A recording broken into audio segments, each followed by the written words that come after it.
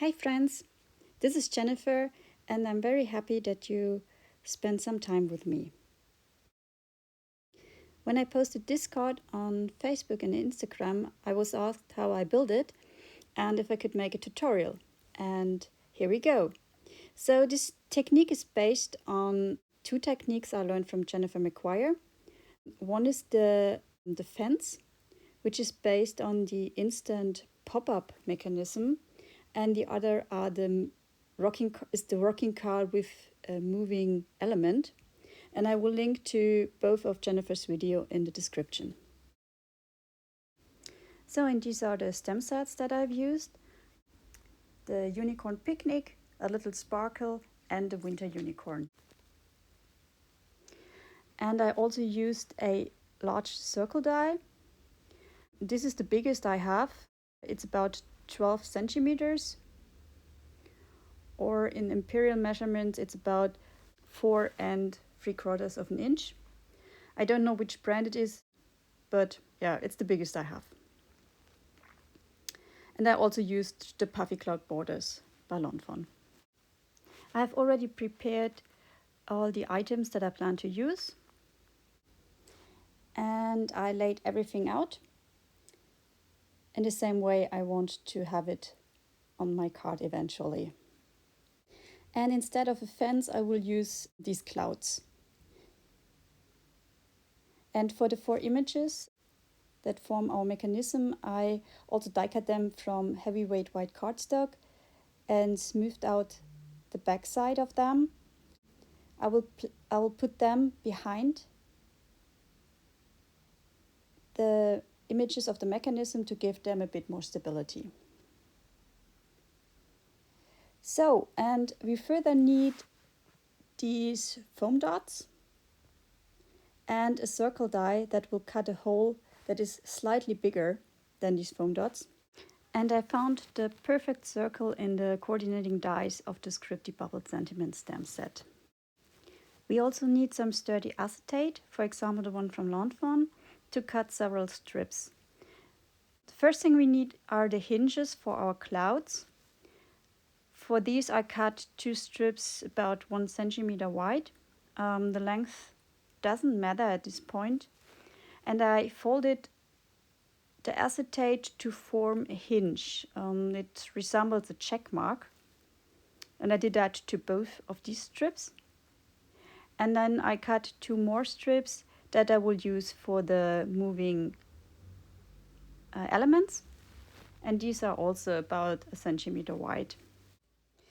I cut a circle from heavyweight white cardstock that will eventually be my card base.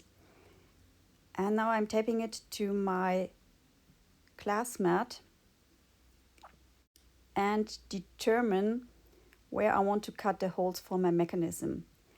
But I made a mistake here. I should have used the biggest cloud piece.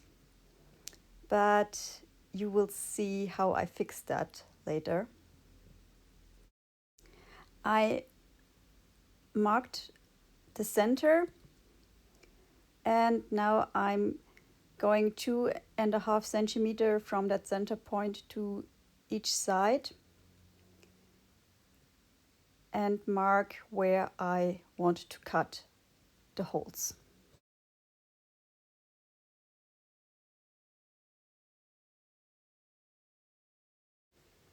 After cutting the 2 holes, I used another die from that coordinating die set to cut 2 circles from white cardstock.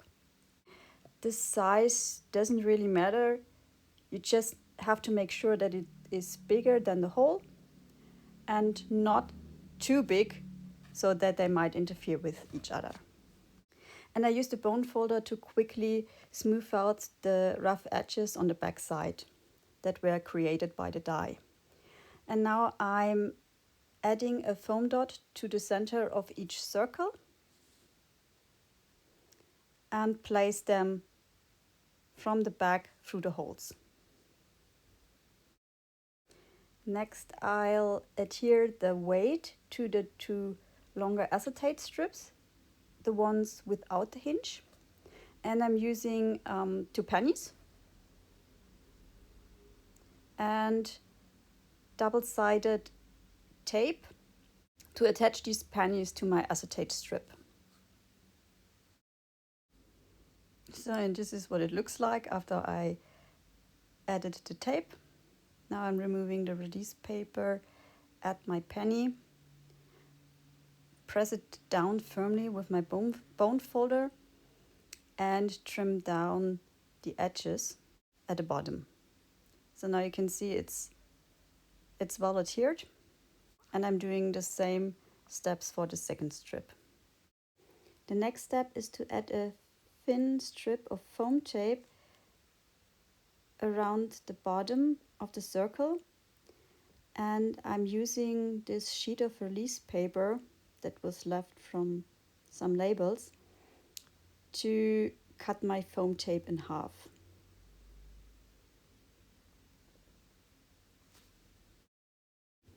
And I use my middle cloud piece to mark where to place my foam. I'm removing both release papers because then it's much easier to manipulate the foam tape. And then I'm following the curve of the circle and attach the foam between the two marks.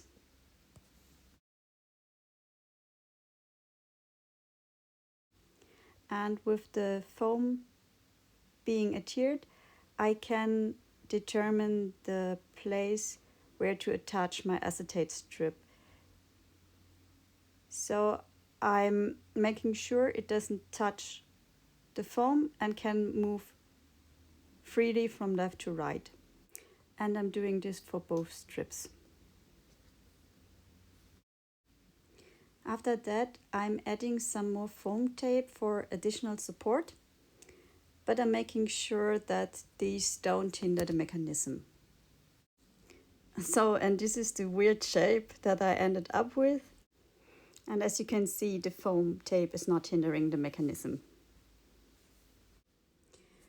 After removing the release paper from these centerpieces, I added a second layer of foam tape to give the penny enough room to move. And this is what it looks like. So this is 3mm foam tape in total. Then I add my metal cloud piece.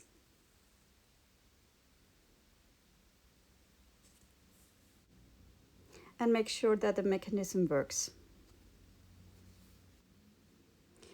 Now I will add the plain die cut from heavyweight cardstock to the images that I will eventually attach to the acetate strip.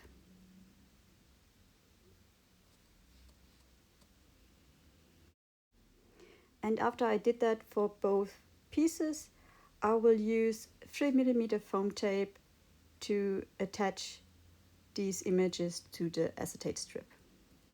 And when attaching the foam piece to the acetate strip, I'm making sure that it won't get caught on any of the cloud poofs. And then I can attach my unicorns to this foam tape.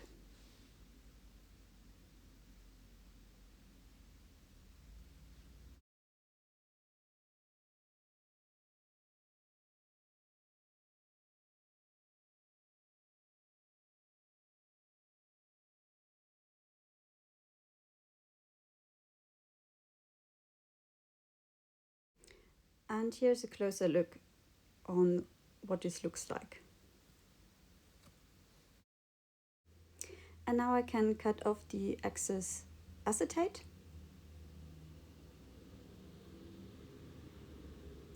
And our two moving elements are completed. The next step is to prepare the clouds. I had also cut a pair of clouds from heavyweight white cardstock, and from this I will cut off a small piece of the left side and then attach the plain cloud to the stamped cloud on the back. And this is what it looks from the back. And I'm doing the same thing for the other cloud. And now we need our two hinge pieces that we created from acetate. I'm attaching a piece of double-sided tape to the small part of the hinge and cutting the long side to the right size, so the same size as the cloud is. And then I'm adding tape to the longer side. So I added both pieces of tape to the outside of the hinge.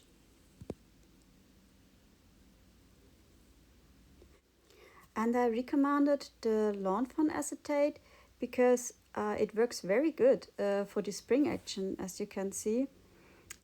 While some other acetates that I tried just stayed flat. But try what you have. Now I'm removing the release paper, and for this cloud I messed it up. I attached the wrong side. You should attach the long side to the cloud, not the short one. But I didn't notice, so I kept going. I used liquid glue on the left side of the cloud and removed the release paper from the acetate. And since I forgot to determine where I have to add the cloud, I'm using the other one. And when I found the right position, I'm attaching my cloud,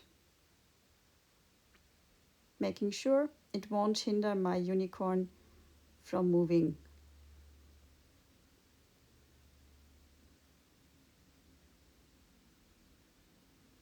Making sure it's straight and attaching it to the cardstock.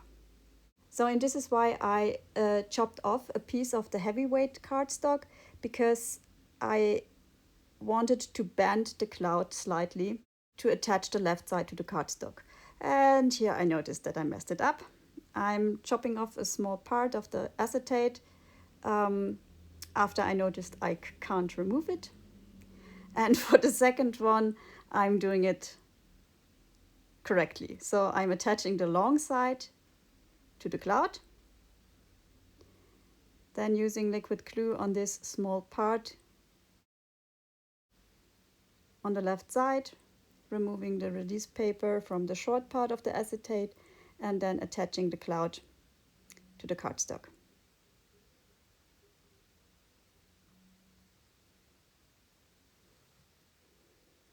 Making sure my elements can move. And later I will show you how I fix this mistake, because I don't like the look of the acetate that's slightly showing. And here is my other mistake. This is the cloud panel that I should have used to create my mechanism instead of the card base. Now I have to cut it down to slide it behind, making sure it won't hinder my mechanism. So I'm smoothing out the edges and then using liquid glue to attach it to the card base.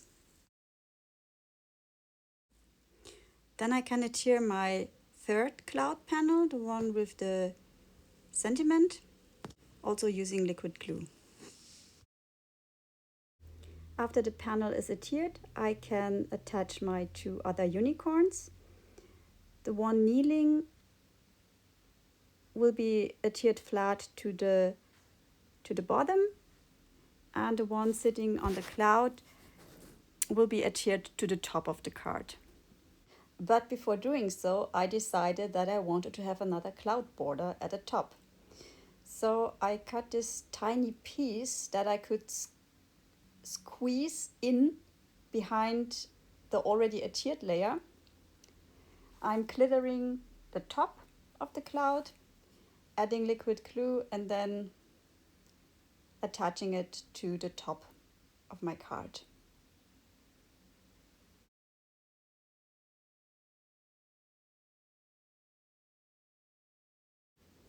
And another change of mind, Since the unicorn extends beyond the edge of the card, I decided to die cut it from heavyweight white cardstock and glue it at the back of the unicorn for more stability, and then attach it to the card. To cover my mistake with the clouds, I die cut them just from plain white cardstock to attach over the acetate strip for a cleaner look.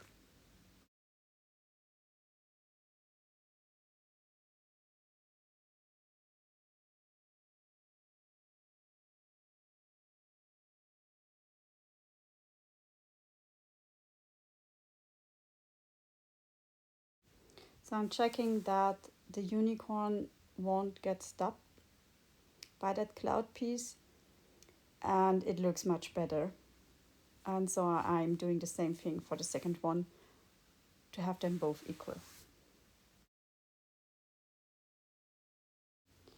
To complete the card, I cut another circle from heavyweight white cardstock to form the second part of my card base, and I scored it at the top to create a hinge. And I'm enforcing the fold with my bone folder, and then adding quite a bit of double-sided adhesive, cutting off the excess, and then adding it to my front panel.